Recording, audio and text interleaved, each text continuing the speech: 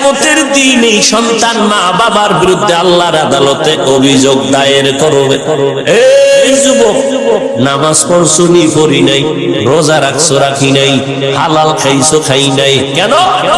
এবার মামলা দায়ের করতেছে সন্তান। রব্বানা ইন্না আতা'না সাদাতানা ওয়া কুবারানা ফাআদাল্লুনাস সাবিলা। ও আল্লাহ, আমি বেনামাজি হই নাই, আমার আব্বা আম্মা আমারে টাটকা বেনামাজি বানাইছে। আমার আব্বা সকালে দোকানে গেছে, 8টার সময় আম্মারে টেলিফোন করছে, ছেলেটারে উঠাইয়া নাস্তা খাওয়াইছো। কিন্তু একটা দিনও আমার আব্বা জান বলে নাই সন্তানটারে ফজরের নামাজ পড়াইছো। রমজানে সেহরি খাইতো আমার বাবায় মা, আমার আম্মা জানের দিলটা নরম, মাঝে মাঝে আমারে ধাক্কায় বলতো, বাবা উঠ, রমজান যাইতেছে, দুই একটা রোজা রাখ, সাহারি খা। সাথে সাথে আব্বা জান দবক দিয়া বলতো, খবরদার চেহারাটা নষ্ট করবা না, রোজা রাখার দরকার। ওই কুলাঙ্গার বাবাকে জিজ্ঞাসা করি, ও বাপ নামের কলঙ্ক, রোজা রাখলে তোমার সন্তানের চেহারা নষ্ট হবে, মোবাইলটা চালাইয়া সারাটা রাত্র কবিরা গুনাহ করে করে চেহারাটা কাটন কাটন করে ফেলেছে, বলো এর হিসাব কেমনে দিবা? রোজা রাখলে চেহারা নষ্ট হবে, তোমার ছেলে মোবাইলের কবিরা গুনার প্র্যাকটিস করে করে চেহারাটা কাটন করে ফেলেছে, বলো বাবা হইয়া কি জবাব? আল্লাহর কাছে বলে ফেলবে। সূরা আহজাব 67 নম্বর আয়াত, আব্বা আম্মা আমারে সুদখোর বানাইছে, ঘুষখোর বানাইছে। দলিলও আছে হাদিস।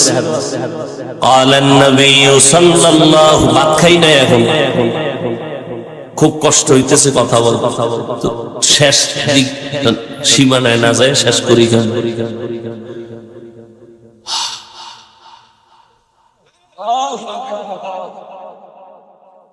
এবার দলিল কি?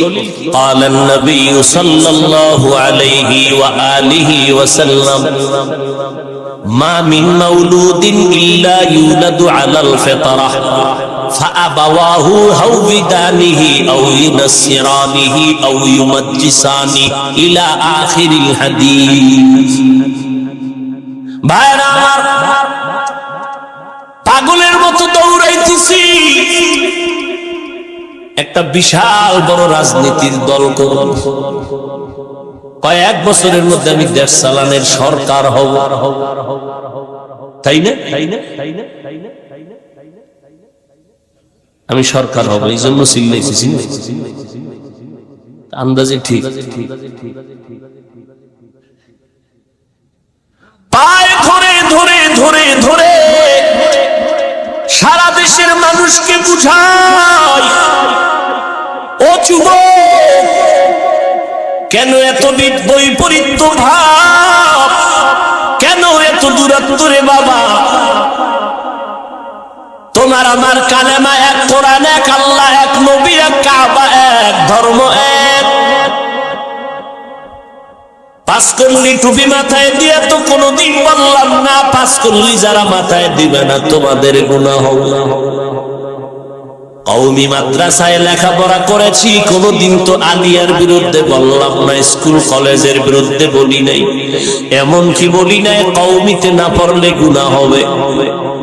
আল্লাহ ওয়ালার কাছে যাই, পীরের কাছে যাই, তাবলীগে যাই, কোনোদিন তো বলি নাই আল্লাহ ওয়ালার কাছে না গেলে গুনাহ হবে, তাবলীগ না করলে গুনাহ হবে।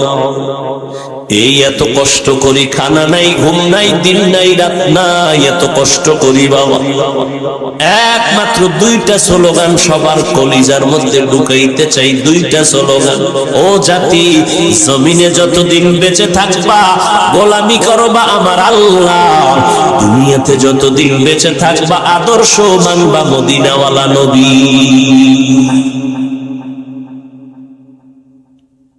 এই কিন্তু এই দুই স্লোগানের মধ্যে যদি কেউ পর্দা ফালাও, এক বিন্দু রক্ত থাকতে তা সহ্য করা হবে না।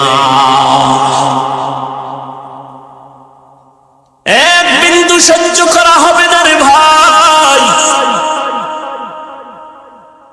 আল্লাহ নিয়া, কালেমা নিয়া, ইসলাম নিয়া, কোরআন নিয়া, হাদিস নিয়া, মদিনা নিয়া কথা বলবা, বিন্দু সার চাওয়া হবে না।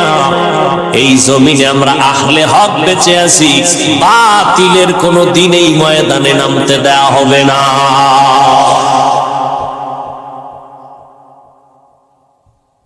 যতই চালাকি করো সাবধান। অনুরোধ করে বলছি রে যুবক, আমি তো কোনো দল করি না যে তুমি আমার উপরে একটা ছুরি মারো বা একটা আঙ্গুলের টার্গেট করো, বা যে উনি বোধহয় দল করার জন্য, নিজের দল গুছানোর জন্য স্লোগান দেয়। আমি আহলে হকদের যত নাম নেই সবার নাম নেওয়ার চেষ্টা করি, একচেটিয়া কিছু বলি না, দিল থেকে সবাইকে মহব্বত করার তাগিদেই কথা বলি।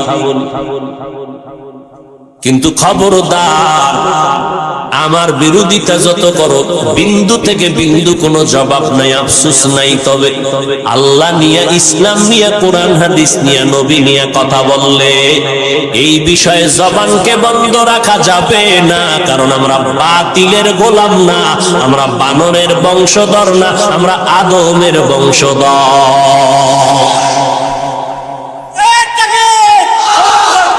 ভাইরা আমার, ঈমান আর আমল থাকলেই জান্নাতের দরজা খোলা হবে না। আরো দুইটা দায়িত্ব, ঈমান আমলের দাওয়াত অন্যকে দাও, যারা মানবে না তাদের বাধা দাও। কেমনে দাওয়াত দিবেন, বাধা কেমনে দিবেন, তারও নিয়ম পদ্ধতি নবী শিখায় দিয়েছেন। একজনে নামাজ পড়ে না, যায় থাপ্পড় মারবে, ঘৃণা করবে না, নবী শিখায় দিয়েছেন। ঘৃণা করার সবকটা পাই না, বুকে লাগানোর সবক পাই না। এই আমাদের বিরুদ্ধে ইচ্ছা রকম বলতেছেন, লিখতেছেন, গালি দিচ্ছেন। আচ্ছা, আপনি নবীর উম্মত হয়ে আল্লাহর কাছে তাহাজ্জুদ করে হেদায়েতের দোয়া করছেন কয়বার? এই নিয়ে আপনি মুসলমান, এই মুসলমানিত্ব শিখলেন। সালাম না দেওয়াটাকে নিজের বরত্ব বানায় দিন। অথচ আবু বকর